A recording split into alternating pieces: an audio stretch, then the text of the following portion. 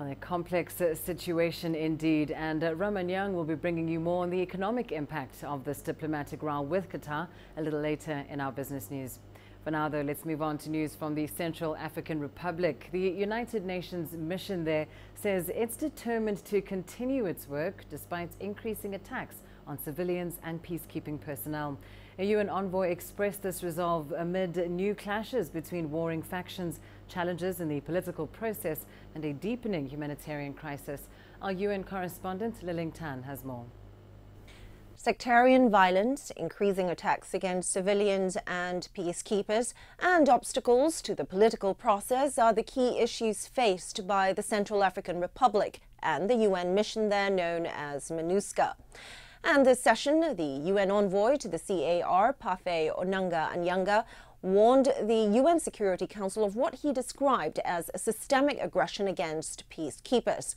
The warning comes a little over a month after a deadly attack on a mission convoy near the southeastern town of Bangassou, allegedly by anti-Balaka elements. Attacks on civilians have also been rife around Bangassou, and the envoy expressed his concerns about the potential for ethnic cleansing in the town.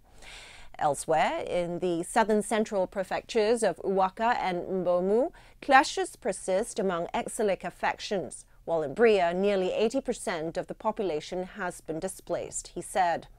And despite a political process that includes successful elections, fighting between warring factions has continued to cause displacement and a deepening humanitarian crisis in parts of the C.A.R.